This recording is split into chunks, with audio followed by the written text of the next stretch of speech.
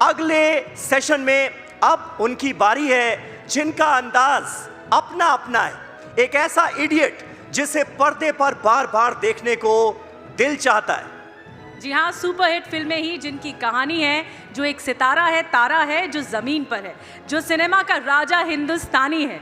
कोई बता सकता है मैं किसकी बात कर रही हूँ?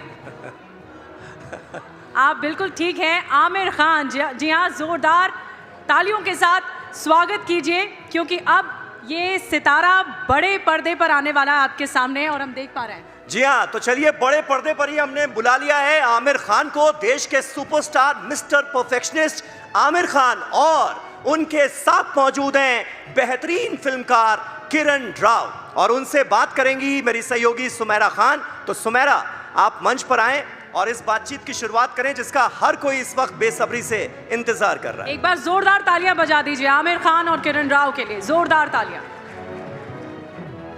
तालियों की गड़गड़ाहट और ज़्यादा ज़ोर से आनी चाहिए। बहुत शुक्रिया समीर निधि।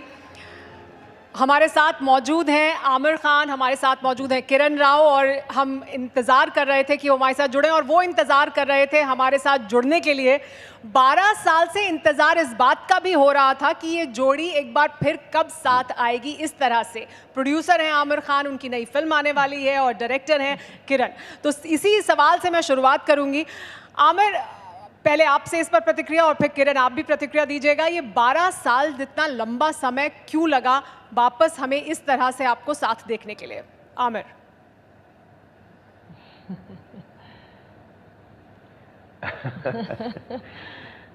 दरअसल मेरी एक थियरी है और किरण की अलग थियरी है। Kiran, you want to give your theory first? नहीं, एक्चुअली आप जो कहते हैं सही है। मैं जब मैंने धोबी घाट बनाई 2011 में, उसी साल आज़ाद भी पैदा हुए, और उस माँ बनने की बहुत ख्वाहिश थी मेरी, और जब पूरा हुआ तो मुझे आज़ाद के साथ थोड़े वर्ष बिताने थे। तो माँ बनने का जो मज़ा था मैंने खूब लूटा। पर उस दौरान मैंने काफ़ी लिखा भी। मैं खुश नहीं थी जिससे, जो स्क्रिप्ट्स में लिख रही थी मैं पूरी तरह खुश नहीं थी, तो बना नहीं पाई जब तक ये स्क्रिप्ट आमिर को मिली 2018 में। दरअसल एक्चुअली हाँ, रफली ये कहानी, उसमें से हमने थोड़ा इमोशन निकाल दिया। ये हुआ ये कि जब धोबी घाट रिलीज हुई और बहुत लोगों को बहुत पसंद आई, and Kiran was very excited कि मैं अगली फिल्म बनाऊंगी। उस दौरान आज़ाद भी पैदा हुए, तो उनका ध्यान इतना बढ़ गया कि वो आज़ाद के साथ ज़्यादा उनका वक्त बिता रही थी, और उनका पूरा माइंड स्पेस आज़ाद के साथ ही था। तो 2-3 साल के बाद उनको रियलाइज़ हुआ, कह रही फिल्म नहीं बनी अभी तक। 2-3 साल निकल गए। फिर उन्होंने थोड़ी कोशिश की कि मैं स्क्रिप्ट पे काम करूं, और 10 साल तक कोशिश की, लेकिन वो फिल्म नहीं बना पाई। वो ममता जो है उनके आड़े आ गई, फिल्म मेकर के आड़े आ गई। तो अब जब आज़ाद 11-12 साल के हैं, अब आई थिंक किरण को वो कॉन्फिडेंस आया कि that she can step out as a mother. So that is what I think actually happened. जी, ये जो स्क्रिप्ट है, because she was trying to make films for last 10 years but she could never make it, and I could see कि मुझे नजर आ रहा था कि वो एक्चुअली क्यों नहीं हो रहा। वो आज़ाद को छोड़ना नहीं चाह रही थी। और उसके अलावा हम लोग साथ में काम कर ही रहे थे। वैसे भी आमिर खान प्रोडक्शंस में कई फिल्में बन रही थी उस दौरान, तो she was busy in that. लेकिन इस फिल्म में किरण, इस पर मैं चाहूँगी आप प्रतिक्रिया दें, क्योंकि आमिर खान को मिस्टर परफेक्शनिस्ट हम कहते हैं। आमिर खान अपनी फिल्मों में, जिसमें वो सिर्फ एक्टिंग कर रहे होते हैं, तब भी वो बहुत इन्वॉल्व रहते हैं हर एस्पेक्ट में फिल्म के। यहाँ तो वो प्रोड्यूसर हैं, तो यहाँ कितना इन्वॉल्व थे और आप कितना उनको अलग रख पाई इससे? कितना मतलब प्रेशर भी होता है उसकी वजह से, या आमिर खान को दूर रखना मुश्किल भी होता है? क्या एक्सपीरियंस है, आप वो हमारे साथ वो साझा करिए।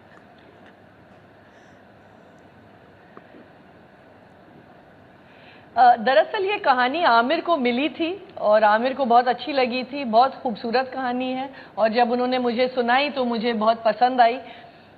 पर मुझे थोड़ा सा डेवलप करना था, तो मैंने किसी और राइटर के साथ काम किया। पर एक्चुअली जब आमिर चुनते हैं आपको एज अ डायरेक्टर, वो आपको पूरी तरह से आज़ाद कर देते हैं, छूट दे देते हैं कि आप अच्छी तरह से बनाइए और मुझे दिखाइए। तो इतना वो इन्वॉल्व थ्रू शूटिंग नहीं रहते हैं। तो 3 एक्चुअली पॉइंट्स पे आ जाते हैं। जब आप स्क्रिप्ट फिक्स करते हैं, जब आपको कास्टिंग करनी पड़ती है, क्योंकि ये एक बहुत बड़ी डिसीजन होती है फिल्म के लिए, और उसके बाद आप वो एडिटिंग में आते हैं और हमारी मदद करते हैं कि सबसे अच्छी फिल्म फाइनलाइज करें उसको। हाँ, I mean as a producer मुझे लगता है कि जो भी डायरेक्टर हो, चाहे वो किरण हो कोई और हो, वो अपना काम अच्छी तरह जानते हैं, तभी हम उनके साथ काम कर रहे हैं। वो फिल्म पे चाहने पर भी आते नहीं है सेट पे। हाँ नहीं, क्योंकि मैं शूटिंग पे आके क्या करूंगा, ये लोग काम जानते हैं, मैं क्यों आके टाइम वेस्ट करूं। आई थिंक किरण ने, जैसे किरण ने कहा, ये कहानी मुझे मिली थी और मुझे लगा कि किरण जो है एज ए डायरेक्टर, उनकी स्ट्रेंथ ये है कि वो she is a very honest director, और ये कहानी जो है वो एक्चुअली बहुत ही ड्रामेटिक कहानी है। इसका जो प्लॉट है, बंदे की शादी होती है, घर पहुंचता है वो, तो उसकी दुल्हन बदल गई है, तो it's a very dramatic situation, and I felt that उसके लिए किरण जो, she is a very honest director and she has a great sense of humour. मतलब मेरे सारे जोक्स पे तो हंसती हूँ। तो इस फिल्म में ह्यूमर का बहुत पर काफ़ी एम्फेसिस है। It's a very funny script and very funny film, situation ही ऐसी है। So I think Kiran has done a great job. तो I think that the trust and faith I had in her, she is fully justified it. Aamir, मैंने और मुझे बड़ी मैं बेसब्री से इंतजार कर रहा हूँ कि फिल्म रिलीज हो और सब लोग देखें। जी हाँ, और मैं बहुत लकी हूँ कि मैंने फिल्म देख ली और मैंने पूरी फिल्म देखी है। मुझे बहुत लेट मिली वो फिल्म, लेकिन मैंने जब देखना शुरू किया तो I could not stay away from it. मैंने पूरी फिल्म देखी, कल रात मैंने पूरी फिल्म देखी। बहुत इंटरेस्टिंग फिल्म है, और वाकई मैं कहना चाहूँगी किरण, बहुत सटल तरीके से, मतलब मेरा अपना ऑब्जर्वेशन एक एज अ व्यूअर, बहुत सटल तरीके से आपने इतना गहरा मैसेज बहुत सॉफ्टली दिया है, जो बहुत मुश्किल होता है, लेकिन आपने वो डिलीवर किया है। बहुत मुश्किल शब्दों का इस्तेमाल नहीं किया है, लेकिन बहुत सिंपल तरीके से, एक बहुत ही नुआंस्ड तरीके से, बहुत ही ह्यूमर भी बहुत नुआंस्ड है। ये परफेक्शन लाने में क्या इतना 12 साल का समय लगा? मैं इस पर ज़रूर आपकी रिएक्शन चाहूँगी, because it is perfect in so many aspects.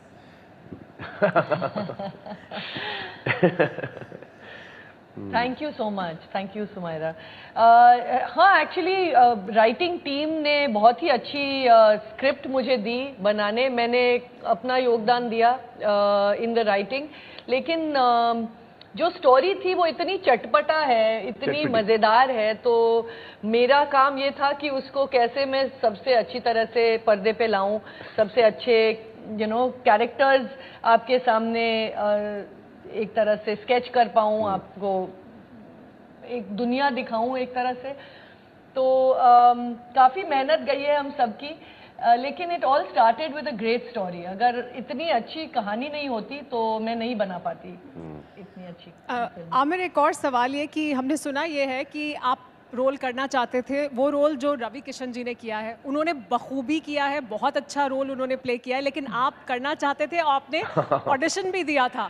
तो क्या हुआ कि आप सेलेक्ट नहीं हुए? आमिर खान क्यों हमें फिर वहाँ नहीं दिखाई दिए? उसकी पीछे की क्या कहानी है कि आपको रिजेक्ट कर दिया गया? किरण ने रिजेक्ट कर दिया कि नहीं, आप नहीं सूट करेंगे इस रोल को? उसके पीछे की, हाँ, मुझे रिजेक्ट कर दिया। नहीं, एक्चुअली क्या हुआ कि वो स्क्रिप्ट मुझे बहुत पसंद आई, इसीलिए मैंने किरण को कहा आप बनाओ ये, और किरण ने जब किरण को भी पसंद आई, आई वॉज वेरी हैप्पी। अब जब कास्टिंग की बात आई तो मुझे वो रोल हमेशा से बहुत पसंद था। It's a very wonderful role, inspector का, पुलिस वाले का। तो मैंने किरण से कहा यार ये रोल मैं करना चाह रहा हूँ। तो किरण ने कहा यार छोटी सी फिल्म में आप आएंगे, पूरी फिल्म बिगड़ जाएगी। तो ऐसे नहीं यार, आपको एक्चुअली मैं इतना अलग गेटअप लूंगा कि आपको पता ही नहीं चलेगा कि ये आमिर खान है। तो किरण ने कहा फिर जब हमको पता नहीं चलेगा आमिर खान है, फिर आप क्यों कर रहे हैं? फिर आपको लेने का क्या फायदा? आपको लेने का फायदा क्या हुआ फिर? तो ऐसा हाँ, ये भी सही है। तो खैर हम लोग उसी डिस्कशन में थे, तो मैंने कहा आप एक स्क्रीन टेस्ट करके देख लो, देखते हैं कैसा लगता है। तो मैंने एक स्क्रीन टेस्ट किया जो मुझे लगता है काफी अच्छा था। आई थिंक किरण को भी अच्छा ही लगा। लेकिन उसमें हम दोनों ने बैठ के फिर डिस्कस किया कि यार वो you know, perhaps we should go for someone, you know, who's not someone like me who brings, मतलब एक स्टारडम जो मैं बहुत ज्यादा लाता हूँ, एक एक्सपेक्टेशन होती है, एक expectation, actually more than the stardom it's expectation actually. आप बिना सोचे आपके माइंड के पीछे रहता ही है कि आमिर खान प्ले कर रहे हैं, कुछ तो होगा। हाँ, तो हम चाह रहे थे कि वो सब ना हो और जो एक कहानी की जो प्योरिटी है वो रहे, बंदी रहे। तो देन वी डिसाइडेड कि मैं नहीं करता हूँ, and Ravi was a great choice जी। मुझे याद नहीं आ रहा किसका चॉइस था, किरण कहती है उन्होंने सोचा था रवि के बारे में, मुझे लगता है मैंने सोचा था कि रवि के बारे में, लेकिन खैर हम दोनों ने फाइनली एग्री किया that Ravi was the better choice. तो Ravi I think has done a fantastic job, और वो एक रस लाते हैं अपनी, हाँ, बहुत प्यारा रस लाते हैं। आई डोंट नो कोई कर पाएगा। खैर मैं भी नहीं आता, वैसी बात नहीं है। आप बहुत अच्छा करने वाले थे, लेकिन एक ऑथेंटिक सा ऑर्गेनिक फिट है उनका इस रोल से। बल्कि वो ट्रेलर मुझे दिखाना चाहिए लोगों को, हाँ, नॉट ट्रेलर, आमिर का ऑडिशन मैंने जो स्क्रीन टेस्ट लिया था। हाँ, आप जरूर हमें भेजें वो जो ऑडिशन टेप है, वो देखना चाहेंगे। फिर आप कॉन्टेस्ट रन कर सकते हैं। आमिर का ऑडिशन टेप देखना चाहेंगे हम जरूर। लेकिन आमिर एक गाना इसमें है जिसके लिरिक्स आपने लिखे हैं, अगर आप हमारे साथ यहाँ जो हमारे तमाम ऑडियंस बैठे हैं, वो एक लाइन अगर आप हम करें हमारे लिए, या आप एक लाइन बताएं हमें वो गाने की। तो नहीं, गाना तो मैं गा लूंगा, लेकिन लिरिक्स मैंने नहीं लिखे हैं। नहीं, बिल्कुल, वो लिरिक्स तो स्वानंद ने लिखे हैं वो गाने की, वो बहुत अच्छे लिरिक्स लिखे हैं। नहीं, आमिर ने कुछ वर्ड्स दिए थे, अरे एक आध वर्ड, हाँ, स्वानंद ने लिखी है गाना, स्वानंद किरकिरे। तो वो गाना आप सुनना चाहेंगी? मुझे तो बहुत पसंद है वो गाना, मैं सुनाऊं आपको? जी बिल्कुल। धीमे धीमे चले पुरवैया, बोले थाम तू मेरी भैया, चल संग चल मेरे, रोके क्यों जिया हो,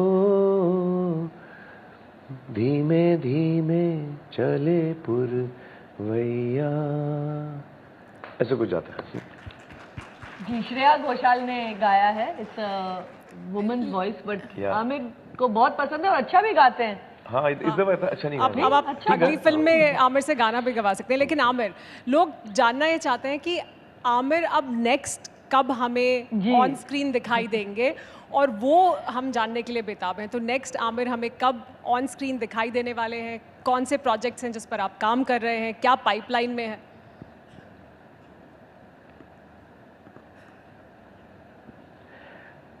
देखिए, अगली जो मेरी फिल्म आएगी एज अ लीड एक्टर, उसको तो जिसकी शूटिंग अभी शुरू हुई है, उसका नाम है सितारे ज़मीं पर, और हम कोशिश कर रहे हैं कि इस साल के आखिर में क्रिसमस तक हम उसको रिलीज़ करें।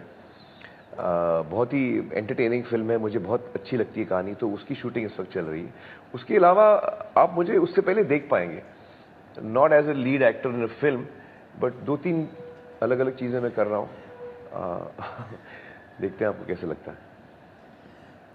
तो इसमें भी आप लीड रोल में नहीं दिखाई देंगे, तो लीड रोल में हमें नेक्स्ट कब दिखाई देंगे? Because people want to know, Aamir the superstar, आपने बहुत लंबा लगता है कि वो आप अपना समय लेते हैं, I know it's very organic for you, but still next कब फुल फ्लेजेड हम सुपरस्टार आमिर खान को स्क्रीन पर देखेंगे?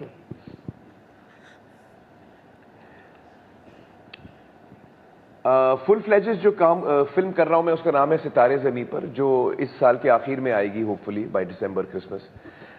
बट उसके अलावा मैं 1-2 छोटे रोल कर रहा हूं जो आपको देखने को मिलेंगे। एक तो मैंने फिल्म प्रोड्यूस की है अति सुंदर, वो उसमें एक छोटा सा मैंने कैमियो किया है, वो 2-3 महीने में या 6 महीने में वो आ जाएगा।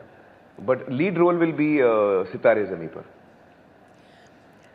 आमिर, हम क्योंकि यहाँ आज जब मौजूद हैं, तो हम but your next film is, लेकिन एक्चुअली मैं आपको बताऊं, मेरे लिए जो मेरी जब फिल्म होती है, मैं किसी भी फिल्म के साथ जब मैं जुड़ता हूं, तो उसमें मैं चाहे मैं एक्टिंग कर रहा हूं या प्रोड्यूस कर रहा हूं या किसी तरीके से भी मैं अगर फिल्म में जुड़ा हूं, तो वो फिर वो मेरी फिल्म हो जाती है। तो मेरी अगली फिल्म एक्चुअली लापता लेडीज है। It's a story which I really love, and I think you know it's a film that I really am proud of. I think it's one of the best films to come out of Amir Khan Productions, जो किरण ने बनाई है। So I'm really proud of it, and I really hope that people like the film.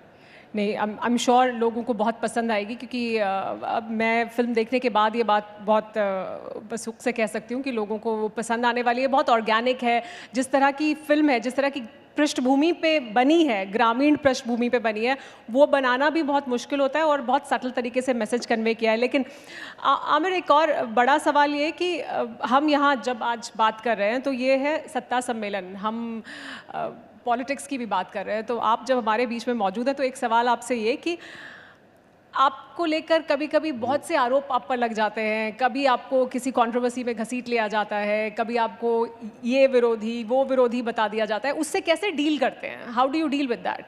कितना मुश्किल होता है उससे deal करना? उससे मैं चुप रह के डील करता हूँ। जैसे आपने अभी ये सवाल पूछा ना, इस पे मुझे चुप रह जाना चाहिए क्योंकि मेरी अभी फिल्म आ रही है और ऐसी चीज़ों से मैं दूर ही रहता हूँ। आजकल बड़ा मुश्किल हो गया है कि आप जिंदगी जिए कंट्रोवर्सी के बगैर, और उसी कोशिश में मैं लगा हूँ। क्योंकि हाल ही में एक घटना हुई जिसमें भारत के 8-9 सैनिक कतर से रिहा कराए गए, और तब ये चर्चा हो गई कि शाहरुख खान ने उसमें मदद किया। हालांकि शाहरुख खान ने उससे इनकार किया कि नहीं, ऐसा नहीं है। तो कभी आपके साथ ऐसा हुआ है कि आपको किसी डिप्लोमेटिक रो में आपकी मदद मांगी गई हो कि आमिर, आपके बड़े अच्छे संबंध हैं, आप यहाँ हमारी मदद कर दीजिए, सरकार की मदद कर दीजिए, कोई डिप्लोमेटिक जहाँ पे आपके इंटरनेशनल रिलेशंस या आपकी जो पहुँच है या आपके जो फैंस हैं या आपको पसंद करने वाले लोग हैं, वहाँ कहीं आपसे मदद मांगी गई हो? ऐसा हुआ कभी? जी, कई दफ़ा सरकार जो है या जो भी अलग अलग सरकारें हैं वो पब्लिक सोशल मैसेजेस के लिए रिक्वेस्ट करती हैं, तो हमेशा मैं उसके लिए हाजिर रहता हूँ। So yes, I try and help in any way that I can. किरण, इस फिल्म के बारे में अगर वापस बात करें, जो आपकी फिल्म आ रही है, आप जहाँ तक मैं समझती हूँ, आप मुझे करेक्ट कर सकती हैं अगर मैं ठीक ना हूँ, आपकी ग्रामीण पृष्ठभूमि नहीं रही है उस तरह की कि आपका इंटरेक्शन बहुत अपने जीवन के दौरान रहा हो शायद ग्रामीण पृष्ठभूमि से। उसके बावजूद उस फिल्म को डायरेक्ट करना क्या चैलेंजेस थे, और क्या उसमें आपको फिर किस तरह की मदद की दरकार थी, या वो चैलेंजेस कैसे फेस किए?